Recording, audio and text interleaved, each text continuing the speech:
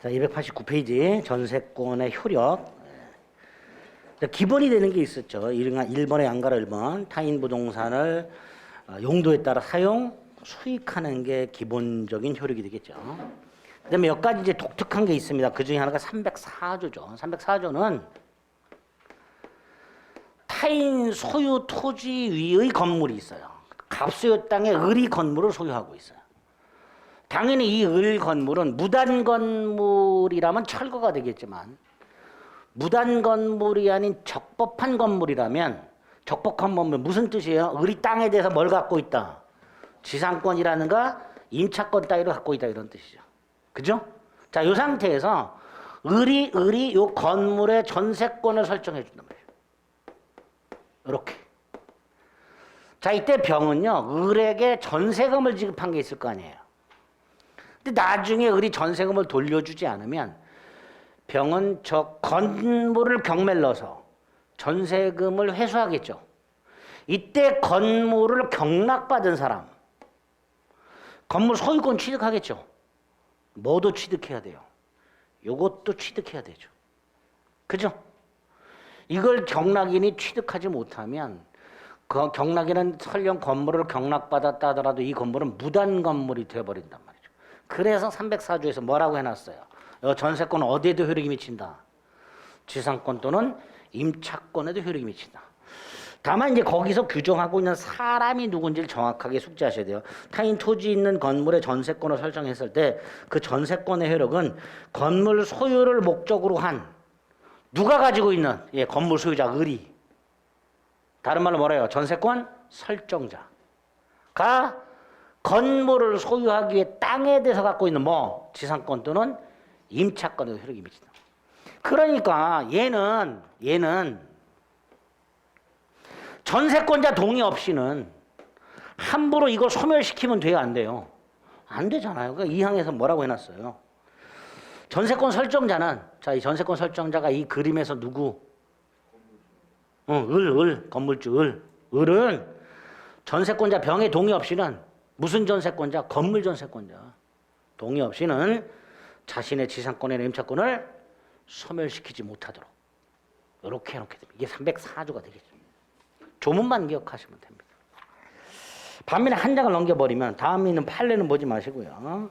305조가 있죠. 305조는 우리가 지상권에서 봤어요.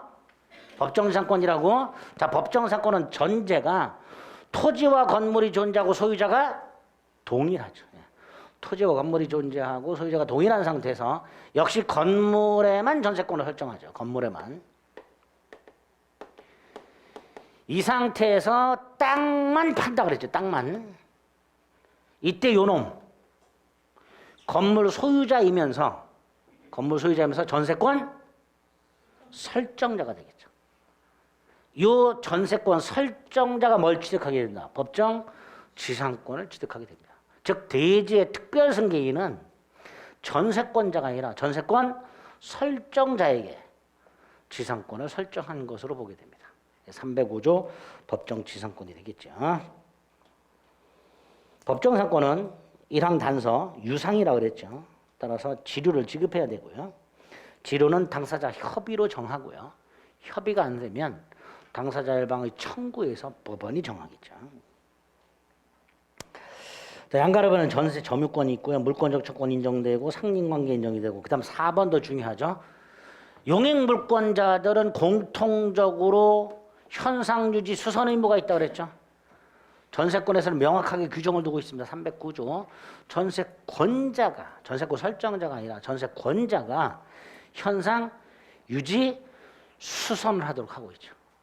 이 말은 필요비를 누가 부담해야 된다? 전세권자가 부담해야 된다는 뜻이죠. 그래서 전세권자는 나중에 필요비 상환 청권이 없지요. 유익비 상환 청권만 인정이 됩니다.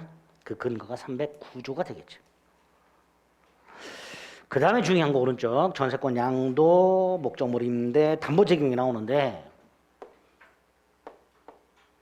갑소유 건물의 전세권을 갖고 있는 을, 갑에게 전세금을 지급한 게 있으니까 전세금 반환 채권도 갖고 있다 그랬죠.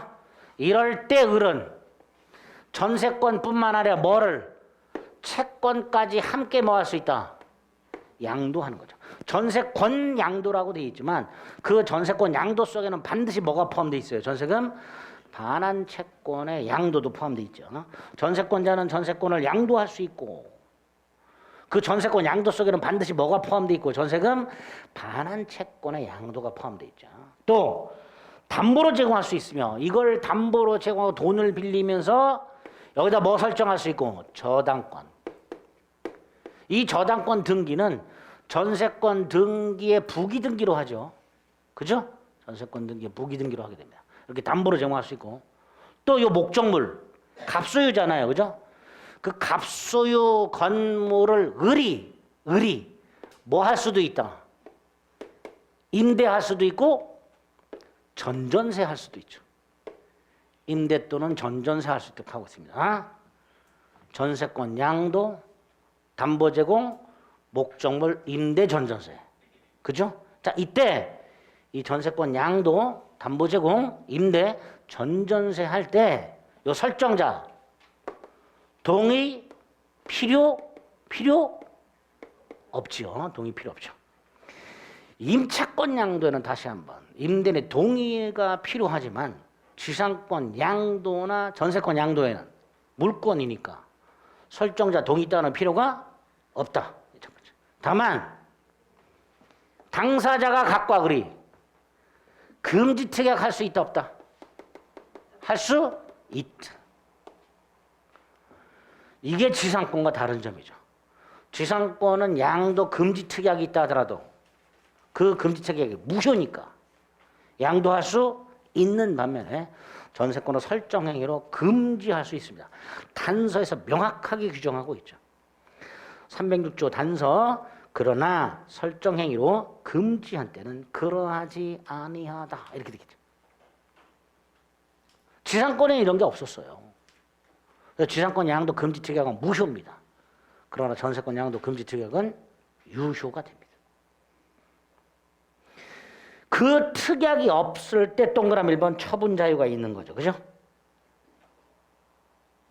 그 다음에 동그라미 2번 좀 전에 전세권을 양도하게 되면 뭐도 양도한다 그랬어요? 채권도 양도한다 그랬죠? 즉 을은요 건물 2개를 팔아먹은 거예요. 그럼 보세요. 전세권 양도는 등기해줘야 되겠죠.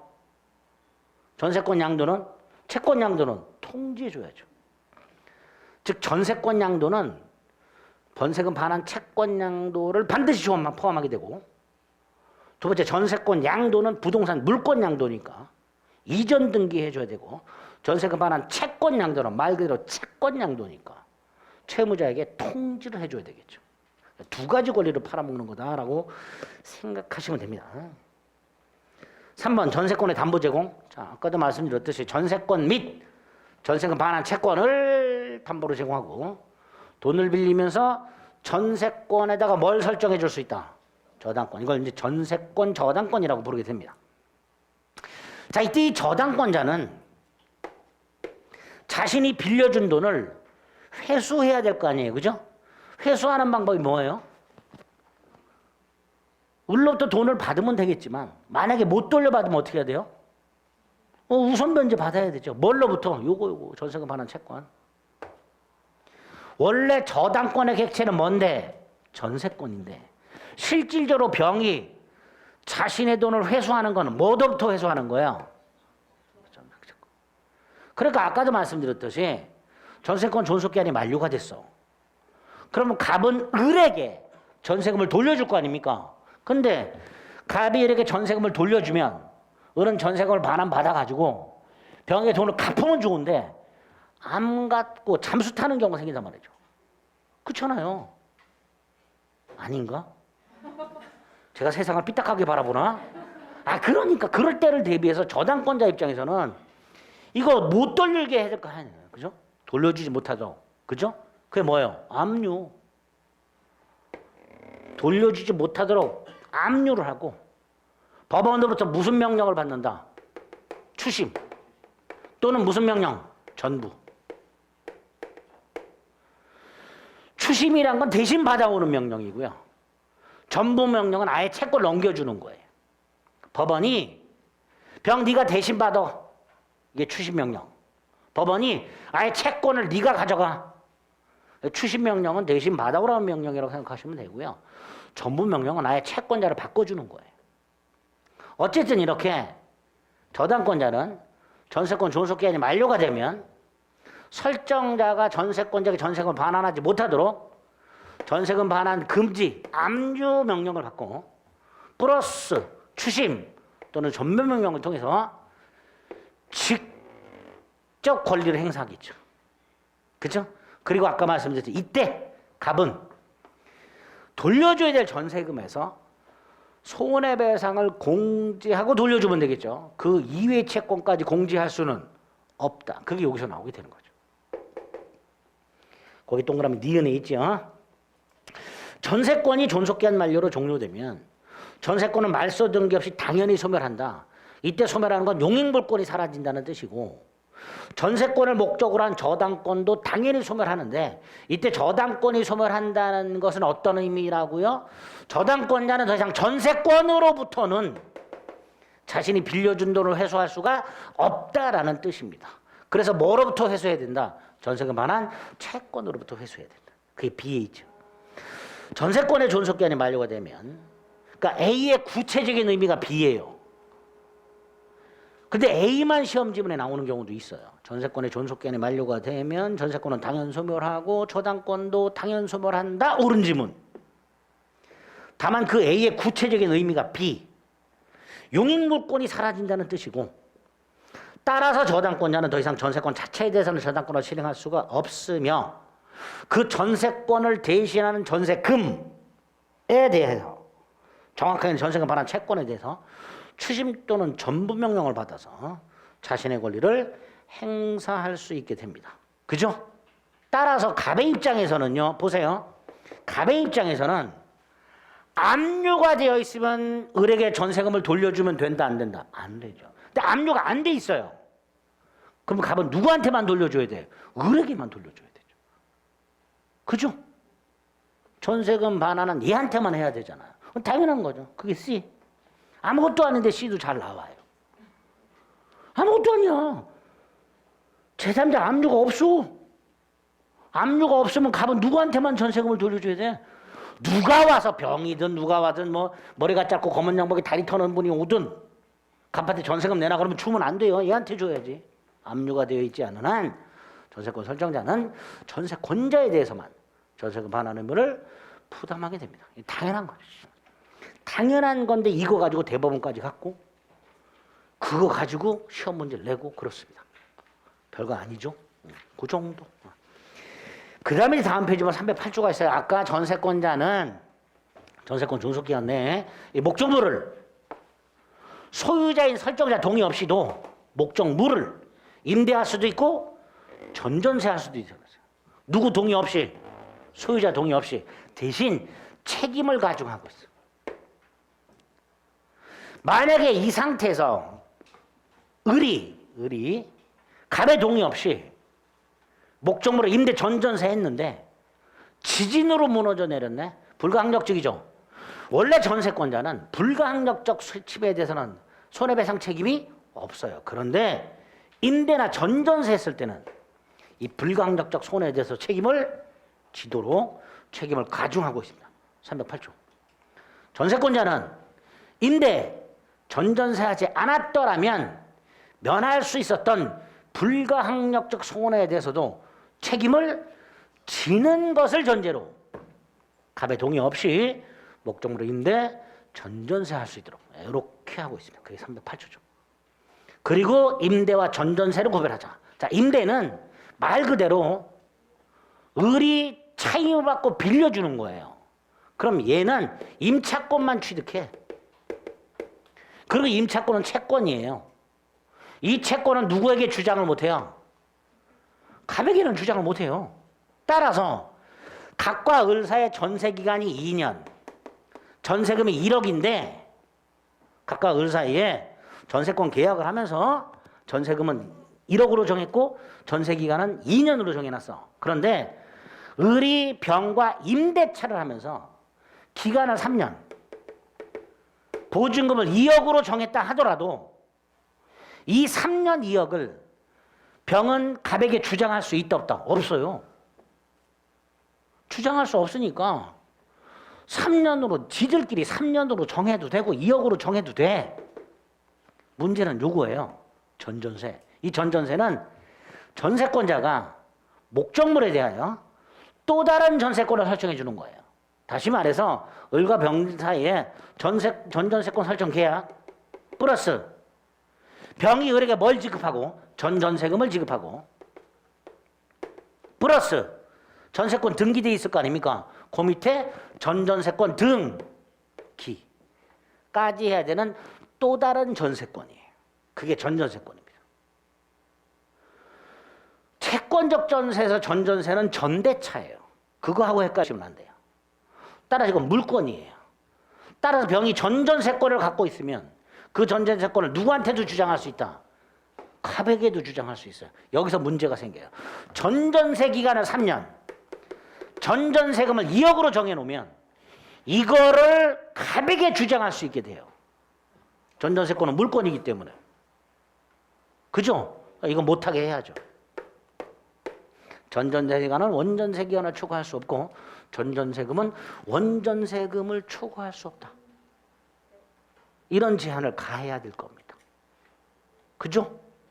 전전세권은 뭐기 때문에? 물권이기 때문에.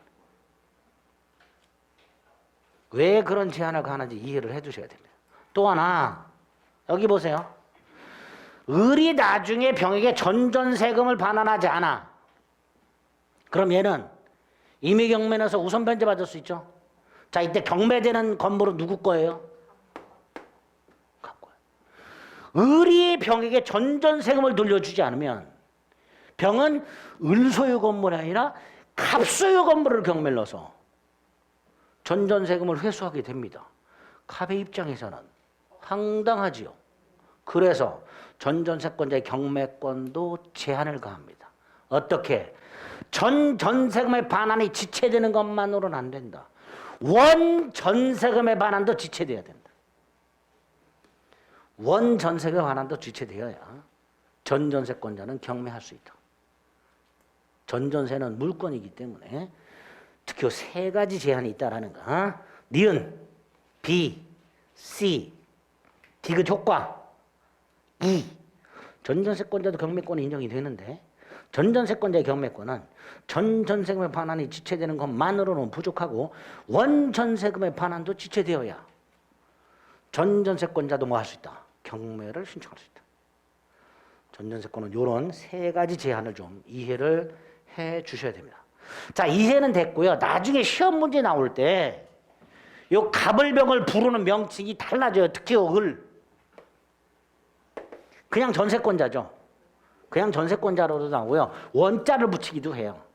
원전세권자 또는 전전세권 설정자. 네? 을 그냥 전세권자 또는 원전세권자.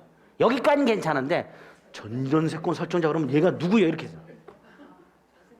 얘가 뭐가 돼요? 전전세권 설정자. 네? 사람을 부르는 명칭을 좀 조심을 해 주셔야 됩니다. 민법이 그래서 짜증이 나. 새로 나온 판례를 정리해 보려고 대법원 판례를 보다 보니까 개짜증이나 개짜증. 판례 문구에 맨 원고, 피고 이렇게만 나와.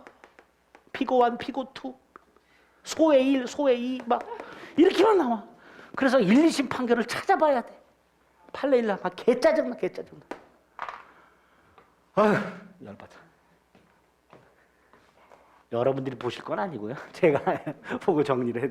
어쨌든 전전세권 설정자 요놈 그런 거 조심해 주시면 됩니다. 자, 나머지는 간단히 정리합니다. 오른쪽에 311조가 있어요. 이거 아까 말씀드렸죠. 전세권자는 타인의 부동산을 용도에 따라 상속해야죠. 그렇게 안 하면 그게 311조. 전세권자가 계약이나 성질에서 정해진 용법에 따라서 사용의식하지 아니한 경우 설정자는 뭐 할 수 있죠? 전세권 소멸을 청구할 수 있다. 자, 이거 아까 뭐 하고 구별해야 돼? 소멸 통고하고 구별해야 되죠. 왜? 소멸 통고는 어땠어요? 여사 딸이 지나야 소멸했죠. 근데 소멸 청구는 그런 게 있어요, 없어요? 없지. 소멸 통고와 소멸 청구를 구별하자. 소멸 통고는 어디 있었어요? 288페이지 313조. 전세권 소멸 사유 두 개 구별하자. 311조 소멸 청구한 소멸과 313조 소멸 통고한 소멸을 구별하자. 요건이 다르다. 313조는 기간을 정하지 않았을 때 효과도 다르다. 6달이 지나야 소멸한다. 반면에 311조는 용도에 따라 사용시켜 안 했을 때 또 6달을 기다릴 필요가 없다.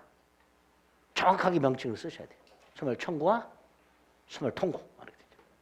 그죠? 이게 임대차로 가면 어떻어요? 즉시 해지와 해지 통고로 나눠졌죠. 똑같아요. 임대차로 가면 해지 의사표시가 도달하면 바로 해지된 게 즉시 해지. 해지 의사표시가 도달하고 나서 6달, 한 달, 5일이 지나야 해지되는 게 뭐였어요? 해지 통고. 구별하자 그랬죠. 똑같아요. 임대차의 즉시 해지와 해지 통고 구별하듯이 전세권에서도 소멸 청구와 소멸 통고를 구별하실 수 있습니다. 전세권 설정자 소극적 인용 의무는 됐고요. 자, 마지막 전세권 소멸이 나왔습니다. 소멸은 소멸 사유와 소멸의 효과가 나오는데요. 그 전세권 소멸 사유 중에서 특히 전세권은 목적물 멸실이 조금 중요한데 어려워서 잘 안 나와요. 간단히 이해만 합니다. 어려워서 잘 안 나오는데, 자, 목적물 멸실이 전세권에서는 왜 중요한가? 일단 목적물이 멸실됐으니까 전세권은 소멸하죠. 또 하나의 문제가 생겨요. 전세권은 뭐가? 전세금 반환. 그죠? 전세권은요, 지상권과는 달리 전세금을 지급해 놓은 게 있기 때문에 존속기간 중에 목적물이 멸실이 됐을 때 용익물권인 전세권 소멸로 끝나는 게 아니라 전세금 반환의 문제가 생기는데, 아까 이 전세금 반환이 어떤 기능이 있었어요? 손해배상 충당 기능이 있었다 그랬죠. 그러니까 이 멸실 사유를 나눠야 돼요. 어떻게? 불가항력적 멸실하고요, 전세권자의 귀책 사유한 멸실로. 이게 나눠야 돼요. 왜? 불가항력적으로 멸실됐을 땐 전세금 돌려줘야 되잖아요. 반면에 전세권자의 고의 또는 과실로 멸실되면 돌려주면 안 되잖아요. 손해배상에 충당해야 되죠. 그래서 전세권은 목적물이 멸실됐을 때 특히 전세금 반환과 관련해서 반환해야 되느냐 손해배상에 충당해야 되느냐 문제가 있기 때문에 그 멸실의 원인을 불가항력적 멸실과 전세권자 귀책사유 멸실로 나눠서 조문을 두 개를 따로 만들게 됩니다. 314조와 315조. 그 다음 여기서 끝나는 게 아니죠. 멸실도요 또다시 나눠야 돼요. 왜? 전부 멸실과 일부 멸실로. 건물 전세권 같은 거 지진으로 건물이 전부 무너져 내리는 경우도 있겠지만 일부만 무너져 내리는 경우도 있을 수 있거든. 그죠? 마찬가지. 이렇게 나눠야 돼요. 그 다음에 일부 멸실도 또 나눠야 돼요. 어떻게 나눠야 돼? 남아있는 부분이 사용수익이 가능하냐? 남아있는 부분은 더 이상 사용수익을 못하느냐? 즉 일부 멸실이긴 하지만 전부 멸실하고 똑같이 취급해야 되는 경우가 있단 말이죠. 그렇죠? 아니 생각을 해보자고. 경우의 수를 나눠보자고요. 우리. 일부 멸실도 잔존분만으로 목적 달성이 가능한 경우와 목적 달성이 불가능한 경우를 나눌 수 있단 말이죠. 다시 말해서 일부 멸실이긴 하지만 건물이 100% 무너지는 게 전부 멸실이고 90%쯤 무너져 내렸어. 1층만 달랑달랑 남았어. 이런 경우는 전부 멸실하고 똑같이 취급해야 될 거 아닙니까? 결국 일부 멸실은 두 갈래로 가는 거예요. 잔존분만으로 사용수익이 가능한 목적 달성이 가능한 일부 멸실이 있고 잔존분만으로는 더 이상 목적 달성이 불가능한 전부 멸실과 똑같이 취급해야 되는 경우가 있을 수 있더라고요. 그 경우의 수가 이렇게 나눠집니다. 그럼 하나하나 생각해 볼게요. 불가항력적 지진 등으로 전부 멸실했어요. 전세권 전부 소멸. 그죠? 전세금은 전부 반환. 맞아요? 네, 전부 반환. 그 다음에 일부 멸실, 원칙, 월칙, 일부 소멸. 전세금은 일부 반환. 그죠? 그런데 일부 멸실인데 전부 멸실하고 똑같아. 잔존분만으로는 더 이상 사용수익이 불가능해. 그럼 어떻게 돼요? 전부 소멸. 문제가 전부 소멸 통고할 수 있다고 얘기했지. 조문에. 아까 제가 소멸 청구와 소멸 통고를 구별하자 그랬죠. 소멸 청구는 바로 소멸하는 거고 소멸 통고는 6달 지나 소멸하는 거잖아요. 근데 여기다 소멸 통고할 수 있다고 해놨어요. 그럼 이거 6달 기다려야 되느냐 문제가 생겨요. 기다려야 돼요? 아니지. 단어를 잘못 썼단 말이죠. 소멸 통고라고 되어 있지만 청구해입니다. 6달 기다릴 필요가 없다. 판례예요. 머리 아프죠? 잘 안 나와, 잘 안 나와. 그냥 아 이렇구나라고 듣고 넘어가시죠 말이죠. 전부 소멸을 통고할 수 있고 6달 기다릴 필요 없이 전부 소멸하겠지. 전부 소멸해요. 6달 기다릴 필요 없이 전부 소멸합니다. 그래서 여기 통고라고 되어 있지만 이 통고는 313조 통고가 아니라 313조 청구해입니다. 전세금은 전부 돌려줘야죠. 그죠? 이 불가항력적 멸실은 큰 문제가 없어요. 자, 전세권자 잘못으로 멸실된 경우 문제입니다. 일단 전부 멸실됐을 때는 당연히 전부 소멸하겠죠.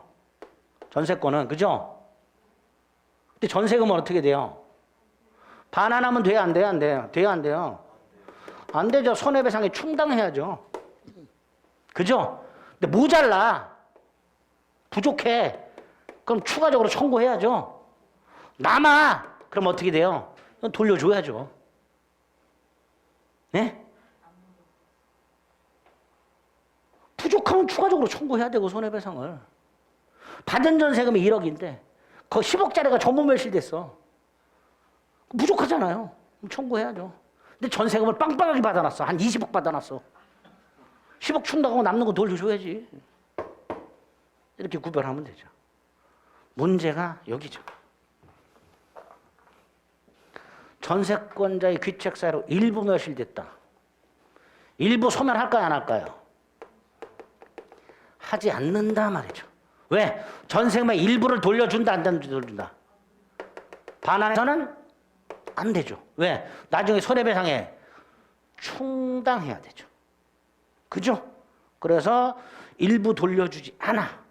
전세권도 일부 소멸하지 않는다라고 해석을 합니다. 규정이 없어요, 근데 이거는. 해석을 이렇게 하는 거예요. 그럼 보세요. 불가항력적으로 일부 멸실됐으면 일부 소멸하죠. 그러나 전세권자 귀책 사유로 일부 멸실됐으면 소멸하지 않습니다. 문제가 요거죠. 일부가 소멸했지만 전부 소멸하고 똑같아. 잔존 부분만으로는 더 이상 목적물을 사용식할 수가 없어. 이럴 때도 전세권을 존속시키는 건 가혹하죠. 그러니까 전부 소멸을 청구할 수 있다고 해석을 해요. 통고 아니고 규정이 없다 그랬어요. 그래서 전부 소멸하되 전세금은 역시 반환하지 않고 손해배상의 충당. 이렇게 됩니다. 여기 목적물이 멸실되었을 때 전세권 소멸과 전세금 반환의 법률 관계고 314조와 315조가 규정을 해놨는데 다만 이건 규정이 없어요. 여기는 이거 해석이에요. 그냥 이건 규정이 없다. 314조 315조에 그냥 잊어버리세요. 293페이지 한 번은 해야 되기 때문에 설명을 드린 거예요. 293페이지에 보면 동그라미 2번에 기억 불가항력적 멸실이 나오고 314조 1항과 2항이 있습니다. 크게 어렵지 않아요. 불가항력적 멸실의 경우에는 밑에 A 전부 멸실, B 일부 멸실, 가 원칙, 나 예외 이렇게 되는 거죠.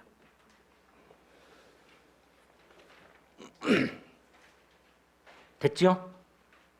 314조 2항에서 통고라고 되어 있지만 무슨 의미로 해석해라? 청구의 의미로 해석해라.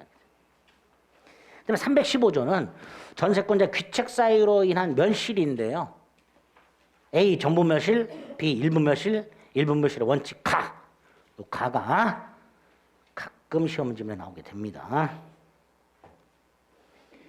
자, 존속기한 만료에서는 아까 말씀드렸듯이 특히 전세권이 저당권의 목적일 때 전세권의 존속기한이 만료가 되면 전세권 당연소멸, 저당권 당연소멸. 이때 저당권 당연소멸의 의미, 전세권 자체는 더 이상 저당권을 실행할 수가 없고 전세금 반환 채권에 물상대유할 수 있다. 그런 의미로 이해하자 그랬습니다. 그 정도 포기는 됐고요. 오른쪽 봅니다. 전세권 소멸의 효과가 나왔어요. 전세권이 소멸하게 되면 설정자는 당연히 전세금을 돌려줘야 되고요. 전세권자는 목적물 반환해야 되죠. 거기에 우리 민법이 317조 특별한 동시이행관계를 만들어놨습니다. 즉 전세권 설정자의 전세금 반환 의무하고요. 전세권자의 목적물 반환뿐만 아니라 전세권 등기 말소에 필요한 서류 교부까지를 동시이행관계로 규정을 해놨습니다. 법률 규정에 의한 동시이행관계입니다. 317조 조문과 밑에 동그라미 1번. 따라서 4번. 전세권자가 서류를 안 줘. 그럼 설정자는 반환을 거절할 수 있죠. 정당하죠. 그러니까 그 정당하게 전세금 반환을 거절하는 동안에 발생하는 전세금의 이자, 부당이득이 아니게 되는 거죠. 그죠? 전세권자가 전세권 등기 말소에 필요한 서류를 교부하지 않아서 설정자가 정당하게 동시이행의 항배권에 기초하여 전세금 반환을 거절하고 있는 동안에 발생하는 이자, 정당하게 거절하는 동안에 발생하는 이자니까 부당이득이 아니어서 반환할 의무가 없다라고 얘기하죠. 그게 동그라미 4번이 되겠죠. 양가로 3번. 전세권자가 목적물을 인도하면서 전세권 등기에 맞서한 필요한 서류를 교부함에도 불구하고 전세권 설정자가 전세금 반환을 지체하고 있더라. 전세권자는 뭐 할 수 있다? 임의 경매와 우선 변제 받을 수 있다. 즉 담보물권의 성격이 드러나게 되겠죠. 자, 여기서 다음 페이지 전세권자 우선순위와 관련해서 특히 동그라미 니은 전세권자와 저당권자와의 관계 크게 신경 쓰시면 두 가지 경우가 있어요. 하나는 전세권자가 최선순위 저당권자보다 선순위인 경우하고요. 전세권자가 최선순위 저당권자보다는 후순위인 경우. 두 가지 경우가 있을 수 있어요. 자, 목적물이 경매가 될 때 말소 기준 권리라는 게 있죠. 즉 말소 기준 권리를 기준해서 후순위 권리는 소멸이 원칙이란 말이죠. 자, 여기서 말소 기준 권리의 대표가 뭐예요? 최선순위 담보물권. 이게 말소 기준 권리. 최선순위 담보물권이 말소 기준 권리가 되는 거예요. 그러면 오른쪽의 경우에는 누가 경매를 넣든 이게 말소 기준 권리가 되니까 전부 소멸하겠죠. 그리고 순서에 따라 배당받으면 되겠지. 이 경우에는 별 문제가 없어요. 이 경우에 문제가. 이 경우에 전세권자가 경매 넣을 수 있죠. 그럼 전부 소멸해요. 얘가 말소 기준 권리가 되니까. 근데 저당권자가 경매를 넣으면요, 요게 말소 기준 권리가 돼요. 그럼 전세권을 소멸한다, 안 한다? 소멸하지 않게 됩니다. 근데 우리 대법원이 얘가 배당을 요구를 해버려. 나도 배당해 주세요. 아직 전세권 존속기한이 있음에도 불구하고 법원에 배당을 요구하게 되면 이때 전세권자는 배당을 받으면서 어떻게 된다? 소멸한다. 그거 조심하시면 됩니다. 니은 A. 그 다음에 동그라미 한 번에서는 니은 일부 전세권. 갑소유 한동 건물의 5층에만 전세권을 갖고 있는 을이 전세금을 돌려받지 못했을 때 전체를 경매에 넣을 수 있느냐? 안 된다. 전세권의 목적이 아닌 나머지 부분까지 경매를 청구할 수는 없다. 이것도 잘 나옵니다. 물론 다른 사람이 전체를 경매에 넣었을 때 그 전체 경매 대가에서 우선 변제를 받을 수는 있어요. 그러나 전세권자가 경매를 넣지 못한다. 양가로 4번. 자, 정상적으로 전세권이 소멸했고 전세권 설정자는 전세금을 반환하고 있다. 전세권자는 목적물을 돌려주고 있다. 이때의 목적물. 현상 그대로 돌려줍니까? 원상에 회복해야 됩니까? 당연히 원상에 회복해야 되죠. 316조. 원상에 회복해라. 자, 이 원상 회복의 기본이 되는 게 뭐예요? 부속물을 수거해라. 그죠? 예를 들어서 전세권자가 시설해 놓은 거 간판이라든가 현관에 부착한 번호키라든가 이런 거 수거해야 돼. 수거해서 목적물을 원상에 회복해야 됩니다. 자, 여기서 설정자가 전세권자에게 야, 그 부속물 나한테 팔어. 부속물 매수 청권이 있고요. 전세권자가 설정자에게 야, 부속물을 사. 부속물 매수 청권이 있고요. 원래는 수거가 원칙인데 수거하지 않고 설정자가 팔아라. 부속물 매수 청권. 전세권자가 사라. 부속물 매수 청권이 있게 됩니다. 당연히 이때 이 부속물은요. 임대차에서 받던 그 부속물하고 개념이 똑같아요. 전세권자의 소유이면서 독립한 물건이고 객관적 용도에 제공되는 물건이어야 돼요. 그러니까 간판 같은 거 이런 건 안 되는 거예요. 자, 이때 설정자가 건물 소유자가 팔아라 할 수 있는 부속물에는 별다른 제한이 없어요. 근데 전세권자가 설정자한테 사라 할 수 있는 부속물은 2개만 된다. 설정자 동의받아 부속시킨 거 하고 설정자로부터 매수한 거 하고 이거 어디서 본 거 있죠? 임대차하고 똑같죠? 똑같아요. 똑같이 규정이 되어 있습니다. 그래서 조건에는 설정자의 부속물 매수 청구권과 전세권자의 부속물 매수 청구권 2가지가 있다. 그 다음 리얼. 임대차에는 토지 임차인에게 지상물 매수권 인정이 되죠. 그런데 전세권에는요. 토지 전세권자에게 지상물 매수권이 없어요. 규정이. 하지만 우리 대부분은 토지 전세권자에게 지상물 매수권을 부정할 이유가 없다. 그래서 토지 전세권의 존속기간이 만료가 되었을 때 토지 전세권자도 지상물 매수 청구할 수 있다라고 해석을 하고 있습니다. 규정은 없으나 토지 전세권자에게 지상물 매수 청구권을 인정하고 있다. 마지막 전세권자는 필요비 상환청권이 있다 없다? 없어. 뭐는 있어? 유익비는 있죠. 거기까지. 조금 전세권은 양이 많고요. 복잡해요. 하지만 아까도 말씀 한 문제 나오니까 뭐 요 정도 확인하시면 됩니다. 따로 공부하지 마시고 그냥 그러려니 하고 듣고 넘어가는 거예요. 이럴 때 한번 듣고 넘어가는 거죠. 뭐. 자, 이제 중요한 담보물권 하겠습니다. 일단 담보가 무슨 뜻이라 그랬죠? 채권 우선 변제 확보라 그랬죠. 을이 갑에게 1,000만 원 빌려줬고 병이 갑에게 2,000만 원을 빌려줬을 때 변지가 동일할 때 을도 병도 다른 채권자보다 먼저 변제받을 권리 따위는 없다 그랬습니다. 채권은 평등하기 때문에. 채무자 입장에서는 변제가 동일하다면 을에게 먼저 갚을 수도 있고 병에게 먼저 갚을 수도 있는 거예요. 즉 채권자가 여럿 있을 때 누구에게 먼저 갚을 것인가는 전적으로 채무자 마음이에요. 따라서 채권자들은 우선 변제권 같은 게 없는 게 원칙입니다. 따라서 채권자들 중에는 자신 걸 먼저 받고 싶은 사람이 분명히 있더라 말이죠. 그걸 가능하게 하는 수단이 담보란 말이죠. 즉 담보란 담보물권에서 말하는 담보란 채권 우선 변제 확보를 의미하게 됩니다. 그것도 힘으로 확보하는 게 아니라 법적으로 정당하게. 자, 이때 담보 수단이 2가지라 그랬죠. 사람을 통한 담보, 이걸 인적 담보로 하고 보증인이 있다 그랬습니다. 그리고 물건을 통한 담보가 담보 물권이에요. 다시 말해서 채권자가 채무자 등이 제공한 담보물을 지배하고 있다가 그 담보물을 환가하여 자신의 채권을 다른 채권자보다 우선 회수할 수가 있습니다. 이게 담보 물권이 되겠죠. 다만 이 담보 물권은 민법에 규정이 되어 있는 전형 담보 물권과 우리가 가등기 담보법에서 보고 있는 비전형 담보 물권 2종류가 있다는 말이죠.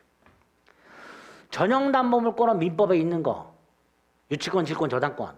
이 전형 담보 물권은 뭐예요? 일단 기본이 경매 넣어서 우선 변제 받는 거예요. 반면에 비전형 담보물권은 전형 담보물권처럼 경매에서 회수할 수도 있지만 무슨 방법도 있다. 소유권을 취득하는 방법도 있다. 그게 우리가 가등기 담보 등에 관한 법률에서 봤던 청산 절차였었죠. 그죠? 이런 걸 비전형 담보물권이라고 부르게 됩니다. 어쨌든 담보물권 이렇게 2종류가 있다. 그중에 비전형 담보물권은 우리가 3월 달에 봤지요. 가등기 담보권, 양도 담보권, 매도 담보권 이런 걸 봤습니다. 그 다음 이 담보물권들은 뭘 위해서 존재하는 거야? 피담보 채권을 위해서 존재하죠.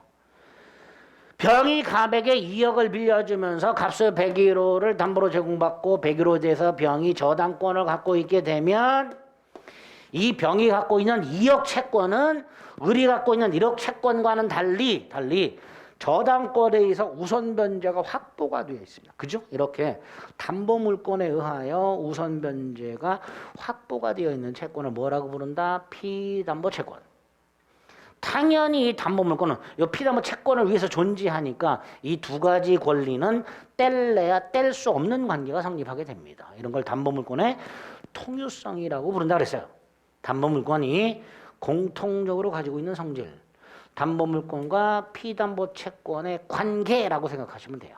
네 가지가 있다고 그랬습니다. 부종성, 수반성, 불가분성, 물상대이성 이렇게 되죠.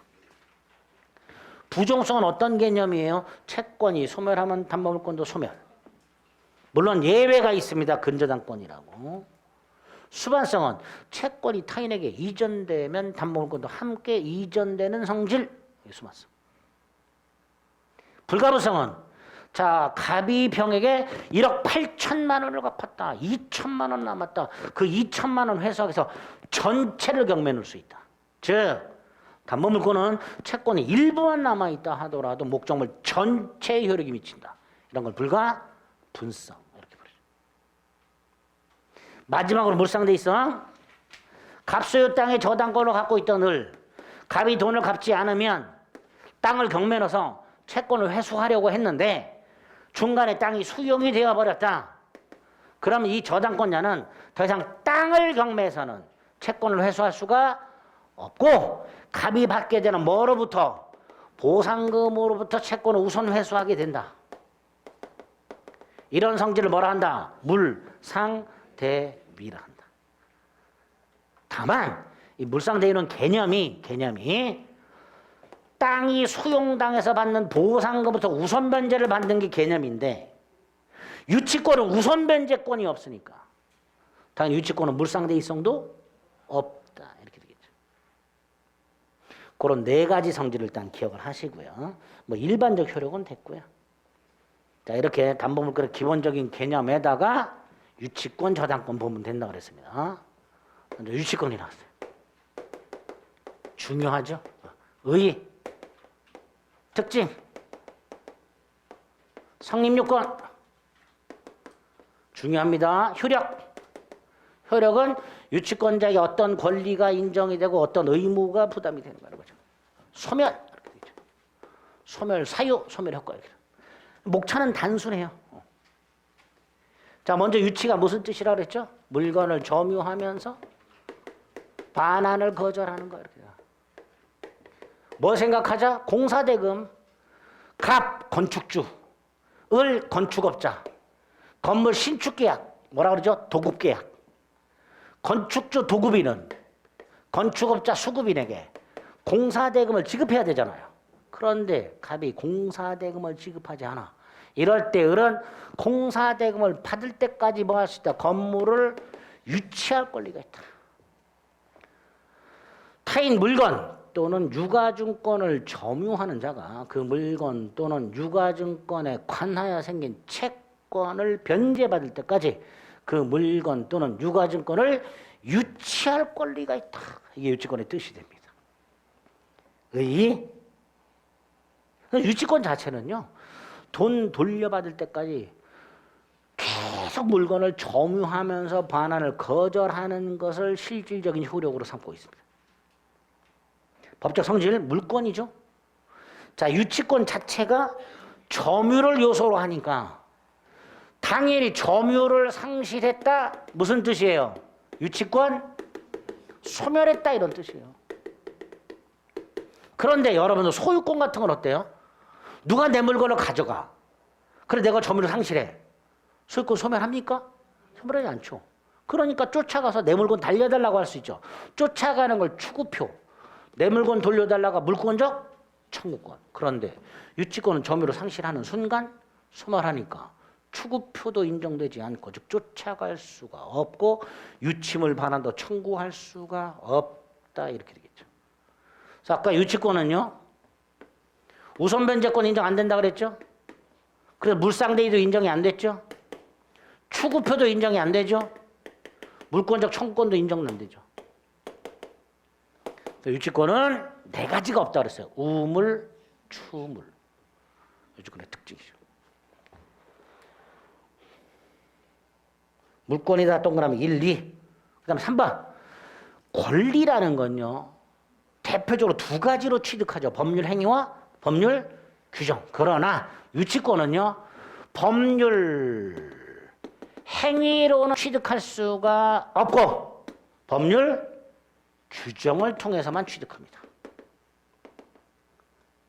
즉 법정담보물권입니다. 계약을 통해서 유치권이 성립하는 일은 없습니다. 그런데 법정자가 들어가는 것들은 대부분 강행규정이에요. 법정지상권이라든가 건물전세, 법정갱신이라든가 이런 거 다 강행규정인데 이 유치권 법정담보물권만은 임의규정이어서 얼마든지 포기할 수 있습니다. 유치권은 법정담보물권이지만 유치권 배제특약은 유효무효? 유효합니다. 2번에 양가로일의 동그라미 1번.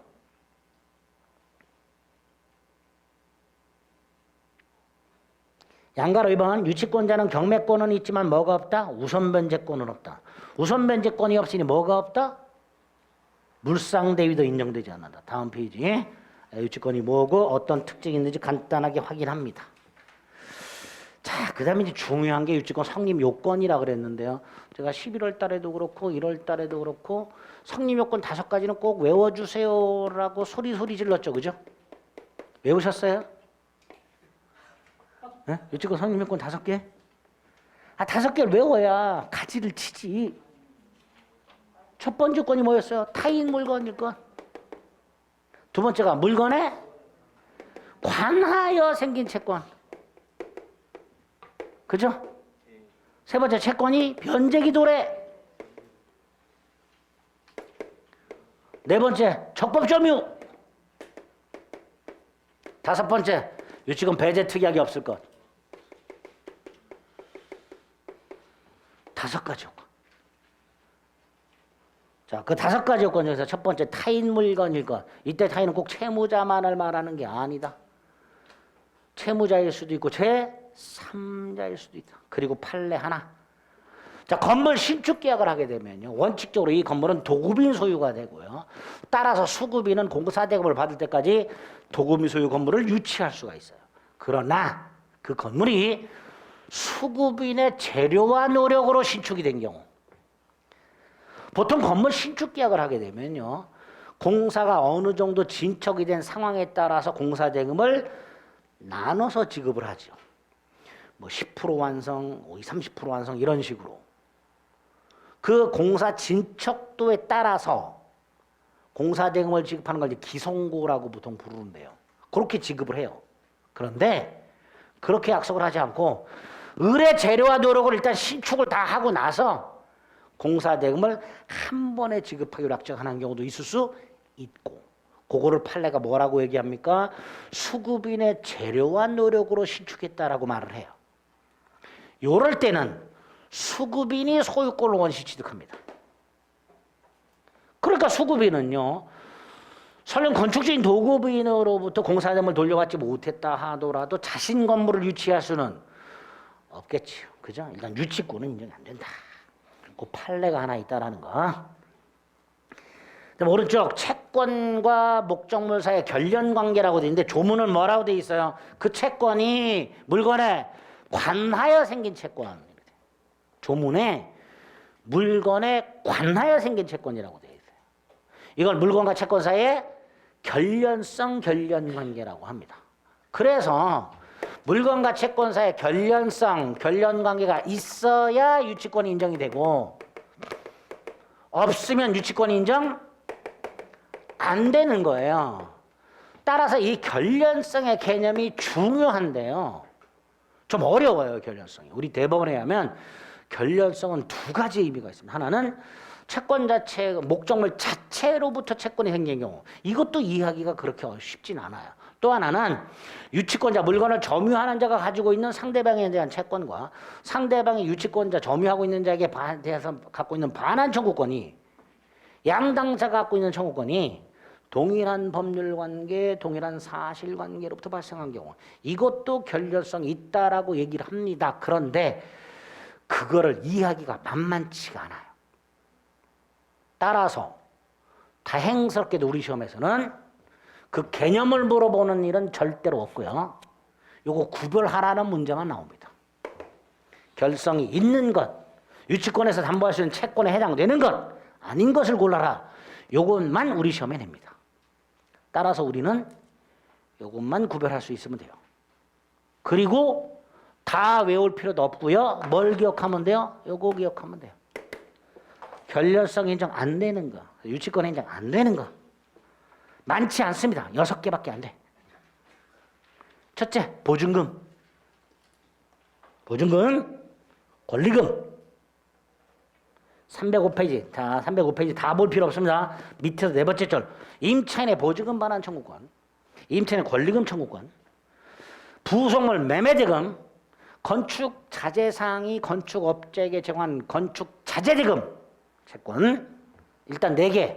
보증금, 권리금, 부속물 매매대금, 건축 자재대금. 요런 말 나오면 유치권 안 된다. 머릿속에 빡 박으세요. 그 다음 계약 명의 신탁의 부당이득 반환 청구권. 요거는 부동산 실권리자 명의 등기에 관한 법률에서 말씀드렸습니다.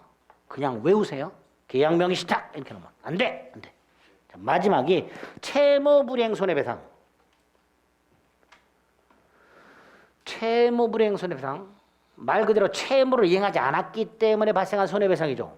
따라서 이것도 유치권 인정 안 되는 게 원칙입니다. 그런데 이 채무불이행 손해배상은 조금 예외가 있어요. 이런 경우 건축주가 공사 대금을 지급해야 될 채무를 불이행해. 건축주가 건축업자에게 야, 이달 말일까지 공사 대금 줄게. 그래서 건축업자는 이달 말일까지 받을 공사 대금을 계산해 갖고 다 맞춰놨어. 근데 안 줬어. 손해가 생겼죠. 그 손해배상. 단순한 채무 불이행을 이유로 한 손해배상은 유치권이 인정되지 않아요. 그런데 요건 어때요? 유치권 인정되죠? 그럼 그 불이행도 유치권 인정된다, 예외적으로. 즉 원채권 채무가 건물과 결렬성이 인정이 된다면 그건 원채권 채무 불이행을 이유로 한 손해배상은 원채권 채무의 연장으로 봐야 된다. 따라 이때는 예외적으로 유치권 인정된다. 안 되는 거 6개를 딱 머릿속에 암기하고 마지막 6개 예외를 기억하자. 다음 페이지 관련 판례 5번. 채무 불이행을 이유로 한 손해배상 채권은 원채권의 연장이고 따라서 물건, 건물과 원채권, 공사대금, 채권사의 결연관계가 있다면 그 공사대금을 지급하지 않아서 발생한 손해배상 채권도 결연성이 있다. 유치권 주장할 수 있다. 이렇게 되겠죠. 그죠? 그 다음에 이제 문제가 된 게 양가로 3번인데요. 지금 유치권이 인정이 되려면 여기 보세요. 물건과 채권사의 결연성이 있어야 되잖아요. 근데 여기서 더 나아가서 물건, 점유와 채권의 결렬성도 필요한가의 문제. 자, 요건 필요해요. 물건과 채권의 결렬성은 필요해요. 근데 점유와 채권의 결렬성은 필요하냐? 문제는 점유와 채권의 결렬성이 뭐냐요. 우리나라 학자들이 아주 쓰잘데가 없어요. 아무 영향가 없는 이런 쓸데없는. 아니 조문에서 물건과 채권의 결렬성만 필요하다 그랬으면 끝하지. 그걸 이거는 필요하다고 해놨는데 이것도 필요해. 지들끼리 쓸데없이 어려운 거. 그러면서 물건의 점유와 채권의 결렬성이 뭔지 개념을 잡아야 될 거 아니에요. 자, 자동차 수리를 하려면요. 수리업자가 자동차를 먼저 점유하죠. 수리가 끝나야 수리비 채권이 생기죠. 그죠? 요게 물건의 점유와 채권의 결렬성이 요게. 다시 말해서 물건 점유와 채권의 결렬성이란 점유하고 나서 채권이 생길 것. 이게 물건의 점유와 채권의 결렬성이에요. 근데 우리 건물 공사를 보세요. 공사가 끝나요. 공사대금 채권이 생기죠? 예? 근데 공사대금을 안 줘요. 건물을 점유해버립니다. 유치권 인정 되지요? 그러니까 꼭 점유하고 난 후에 채권이 생길 이유는 없지. 그러니까 점유와 채권의 결렬성은 필요 없다. 이렇게. 그 말이에요. 아주 쓸데없는 논의죠.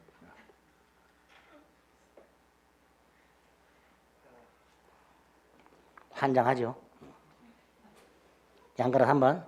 목적물의 점유와 채권의 결연관계는 필요 없으니까. 그 다음 뭐예요? 점유하고 나서 채권이 생긴 경우뿐만 아니라 채권이 먼저 생기고 나서 그 이후에 점유한 경우에도 유치권은 성립한다라고 말을 합니다. 그 다음 유치권은 물권이잖아요. 그죠? 누구에게나 주장할 수 있죠. 심지어 내가 건물을 유치하고 있는데 건물이 경매가 돼요. 유치권을 소멸하지 않습니다. 경락인에게도 유치권을 주장할 수가 있어요. 그런데 우리 대법원에 의하면 딱 한 사람한테는 유치권은 주장 못하는 경우가 생긴다. 그게 이거죠.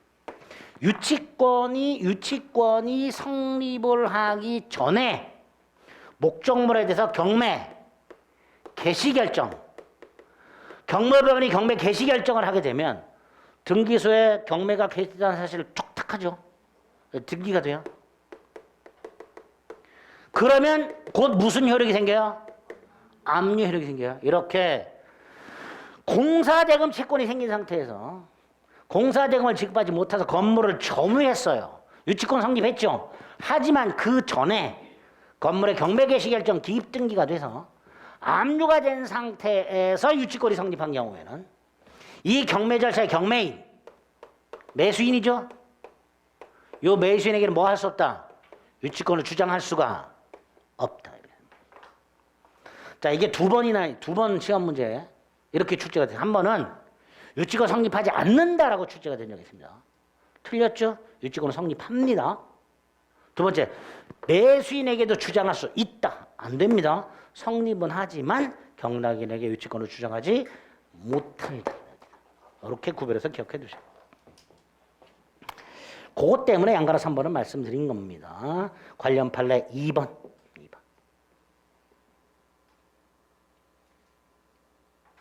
3번에 채권이 변제가 도래해야 되고요. 4번 유치권자가 목적물을 적법하게 점유해야 되죠. 자, 그래서 첫째, 점유. 무슨 점유도 돼요? 간접 점유도 돼요.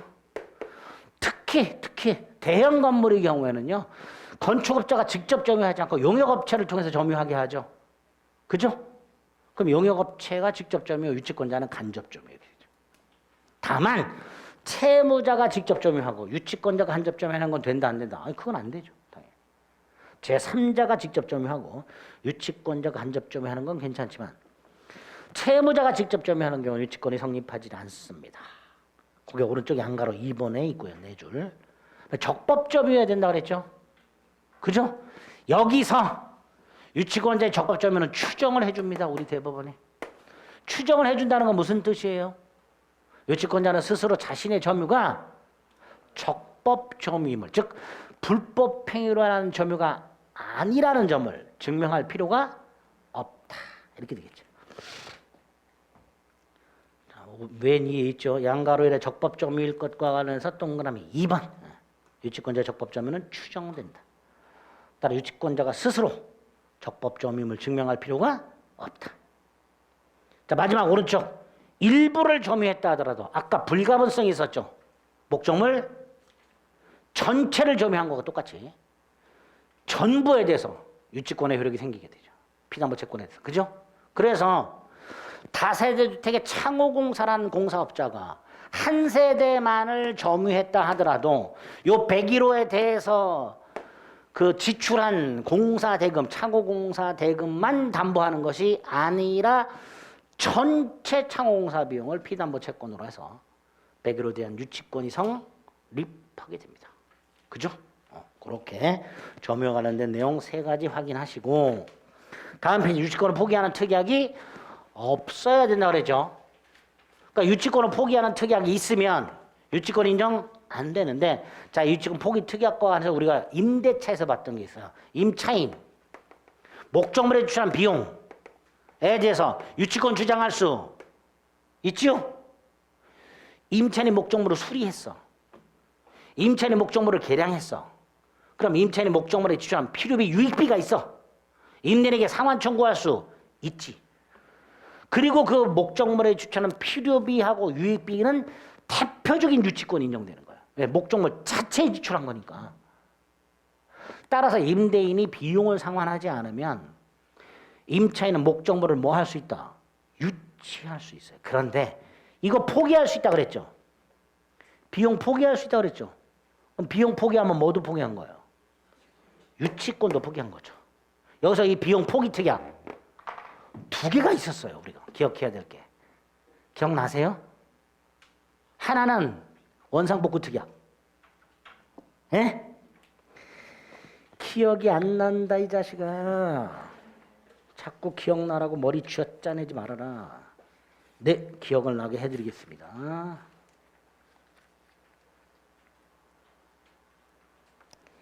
예, 422페이지.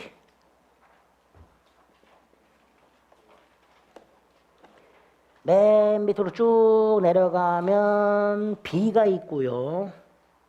오른쪽 위로 가면 C가 있습니다. 두 가지 제가 중요하다고 유치권 가서도 써먹는다고 말씀을 드렸었어요. 그죠? 자, 임대인과 임차인 사이에 목적물 원상에 복구하기로 하는 약정을 한 경우 하고요. 두 번째, 건물 임차인이 건물을 증축하되 증축 부분을 임대인 서로 귀속시키기로 약정한 경우 하고요. 두 가지 모두 다 뭘 포기한 거다? 비용 상환 청구권을 포기하는 특약이다. 유효하다. 앤드 유치권 포기 특약이다. 이런 특약이 없어야 된다. 그래야 유치권이 성립한다. 그죠? 했었지. 그래서 다시 한번 유치권 성립 요건 5개를 크게 기억을 하시고 암기를 하시고 그 각각의 요건에서 필요한 것들 몇 가지 체크해 드린 거 그걸 암기를 해 주셔야 돼요. 그래야 유치권 문제를 맞출 수 있게 됩니다. 요건 5개 봤어요. 그죠? 좀 쉬었다가 권리 의무 보겠습니다.